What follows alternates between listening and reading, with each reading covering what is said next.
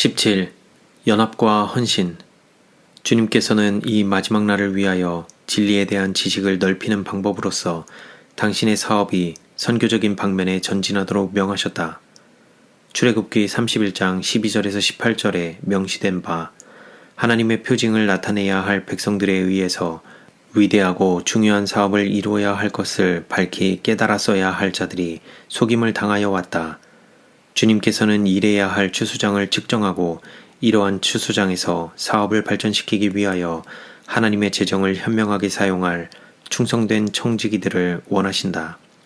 하나님께서는 당신과 더불어 협력할 백성들과 목회자들을 가지고 계시다.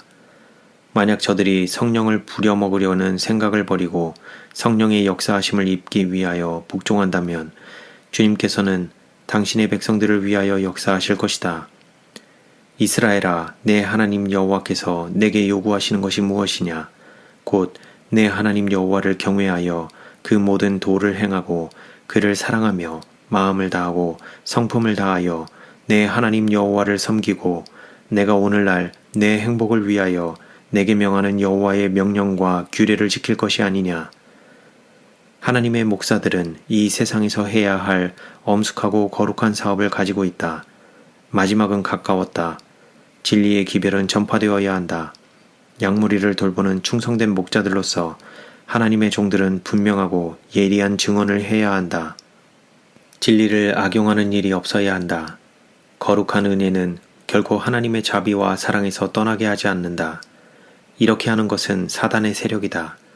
그리스도께서 복음을 전하셨을 때 주님의 기별은 좌우에 날선 예리한 검과 같았으며 사람들의 양심을 찔렀고 저들의 가장 깊은 속 생각을 드러내셨다. 주님의 충성된 신자들도 그리스도께서 하신 그 사업을 해야 한다. 저들은 단순성과 순결성 및 가장 엄숙한 성실성을 가지고 말씀을 전파해야 한다. 말씀이나 교리를 가지고 수고하는 자들은 저들의 책임을 수행하는 일에 충성해야 한다. 저들은 마치 책임 추궁을 당할 것처럼 영혼들을 감시해야 한다. 여호와께서 가라사대 라는 말씀으로 표현해야 할 저들이 결코 인간의 지혜로 꾀이는 말로 표현해서는 안 된다. 인간의 지혜로운 말은 말씀의 산 능력을 소멸시키며 말씀을 허약하고 무기력하게 하여 죄를 각성시키는 일에 실패한다. 성령의 지시를 받아서 한 모든 말은 영혼들의 구원을 위하여 가장 간절한 열망으로 가득 차게 될 것이다. 목사가 하나님의 간합하심을 받는 조건은 외관을 과시하는 데 있는 것이 아니라 자기의 의무를 충성되게 이행하는 데 있다. 높은 곳에 이르는 그리스도의 길은 가장 깊은 겸손의 골짜기를 통해서 나갈 수 있다. 그리스도의 고난에 참여한 자들이 주님의 발자취를 따라 기꺼이 따라갈 때에 저들은 주님과 더불어 당신의 영광에 참여하는 자들이 될 것이다. 진리의 대부분은 찬성하면서도 회개하지 않은 사람들을 교회 안으로 이끌어들이는 것이 원수 사단이 꾸준히 노력하여 온 일이다. 거짓된 것을 신뢰하는 자칭 그리스도인들은 사단이 이용하여 역사하는 통로들이다. 사단은 회개하지 않은 교인들을 이용하여 자기 자신의 사상을 발전시키고 하나님의 사업을 지체하게 한다. 저들의 가마력은 언제나 그릇된 편에 있다.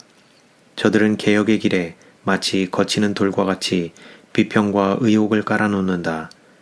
저들의 눈은 그리스도의 의를 바라보지 못하고 주님의 영광을 마치 저들의 후위로 삼지 않으므로 불신 사상을 이끌어들인다. 연합은 교회의 능력이다. 사단은 이것을 알기 때문에 교회 안에 분열을 일으키기 위하여 자기의 온갖 힘을 다 기울이고 있다. 사단은 하나님의 교회의 신자들 사이에 화목의 정신이 결핍된 것을 보기 원한다. 연합의 문제에 보다 큰 관심을 기울여야 한다. 투쟁과 분열의 문둥병을 고치는 비법은 무엇인가? 그것은 곧 하나님의 계명에 순종하는 길이다. 하나님께서는 우리들이 교회를 약화시키는 견해 차이를 고집해서는 안 된다는 것을 나에게 계속하여 가르쳐 주셨다. 주님께서는 투쟁을 종식시키는 치료제를 처방해 주셨다. 당신의 안식일을 거룩히 지킴으로써 우리들이 당신의 백성인 것을 나타내 보여야 한다. 성경의 말씀은 안식일이 계명을 지키는 백성을 구별하는 하나의 표징이 된다고 하였다. 이처럼 하나님의 백성들은 창조주이신 하나님에 대한 지식을 저들 안에 보존해야 한다. 하나님의 계명을 지키는 자들은 사단과 하나님 사이에 하늘로부터 시작된 대쟁투 가운데서 하나님과 하나가 되어야 할 것이다. 하나님께 대한 불충성은 곧 하나님의 율법의 원칙에 대항하는 논쟁과 투쟁을 의미하는 것이다. 하나님의 사업에 관련된 모든 것은 거룩하며 하나님의 백성들에 의해서 거룩하게 취급되어야 한다. 하나님의 사업에 관하여 주신 권고의 말씀은 거룩하다. 그리스도께서는 죄악으로 가득 찬 세상을 회개시키기 위하여 당신의 생명을 바치셨다. 그리스도의 정신에 젖은 자들은 주님의 포도원을 돌보는 하나님의 농부로서 일할 것이다. 저들은 단순히 저들이 선택하는 지점에서만 일할 것이 아니다. 저들은 현명한 관리자들과 충성된 교역자들이 되어야 하며 그리스도께서 주신 사명을 성취시키는 것을 저들의 가장 고상한 목표로 삼아야 한다. 구세주께서 승천하시기 바로 직전에 당신의 제자들에게 예루살렘을 비롯하여 저들이 여러 나라와 족속과 방언과 백성에게 나아가라고 하셨고, 볼지어다 내가 세상 끝날까지 너희와 항상 함께 있으리라 고 첨가하여 말씀하셨다. 시련이 따르는 목회사업.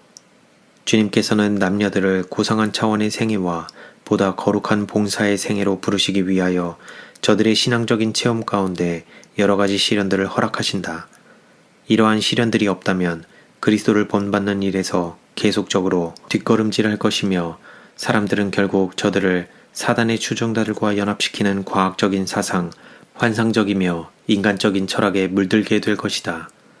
하나님의 섭리에 있어서 모든 선하고 위대한 사업들은 시련의 대상이 되어 왔으며 책임 있는 위치에 서 있는 자들의 원칙에 대한 순결성과 능력을 시험해 왔고, 하나님의 형상을 본받아 인간의 개인적인 품성이 형성되고 실증되도록 하였다.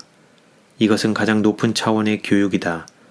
품성의 완성은 정신적인 능력을 활용함으로써 이룰 수 있고, 극도의 시련을 겪을 때에 하나님의 율법의 모든 요구에 순종함으로써 이루어진다. 책임 있는 지위에 있는 사람들은 하나님의 영광을 증진시키기 위하여 당신의 손안에 두신 방편들이 되어야 하며, 저들이 최고의 충성심을 가지고 저들의 의무를 수행할 때에 품성의 완성을 이룰 수 있다. 올바른 원칙에 진실성을 보이는 자들의 생애 가운데는 지식에 계속적으로 자라남이 있을 것이다. 저들은 인류를 위하여 수고하시는 위대한 거장이신 주님의 동역자로서 인정을 받는 특권을 누리게 될 것이며, 하나님의 목적을 수행하는 데 있어 영광스러운 역할을 담당하게 될 것이다. 이처럼 저들은 하나님과 동역자로서의 교훈과 모본을 보임으로 창조주께 영광을 돌리게 될 것이다.